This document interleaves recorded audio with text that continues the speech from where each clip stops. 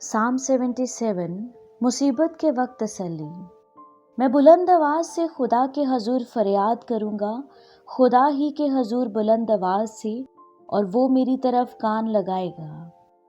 अपनी मुसीबत के दिन मैंने खुदावंद को ढूंढा, मेरे हाथ रात को फैले रहे और ढीले ना हुए, मेरी जान को तस्कीन ना हुई। मैं खुदा को याद करता हूँ और बेचैन हूँ, मैं वलवला करता हूँ और मेरी जान नाढाल है।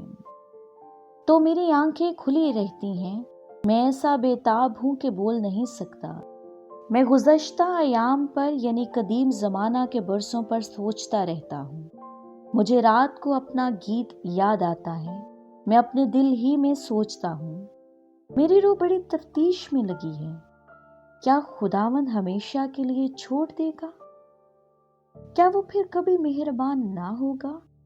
क्या उसकी शफकत हमेशा के लिए जाती रहेगी? क्या उसका वादा अब तक बातिल हो गया? क्या खुदा करम करना भूल गया? क्या उसने कहर से अपनी रहमत रोक ली?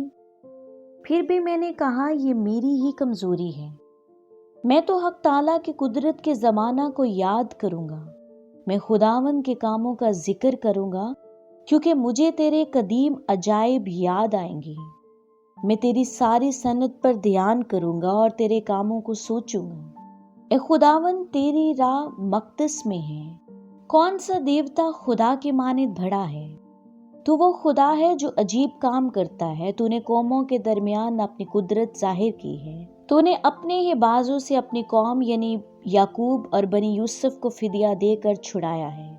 ए खुदा, समंदरों ने तुझे देखा, समुंदर तुझे देखकर डर गए, गहराव भी कांप उठे। बदलियों ने पानी बरसाया, फ्लाग से आवाज आई, तेरे तीर भी चारों तरफ चले। भगोले में तेरे रद की आवाज थी, बर्क ने जहान को रोशन कर दिया। जमीन लर्जी और कांपी, तेरी राह समंदर में है, तेरे रास्ते बड़े समंदरों में हैं, और तेरे नक्शे कदम नामालूम है। तूने मूसा और हारून के वसीला से गला की तरह अपने लोगों की रहनुमाई की। आमीन।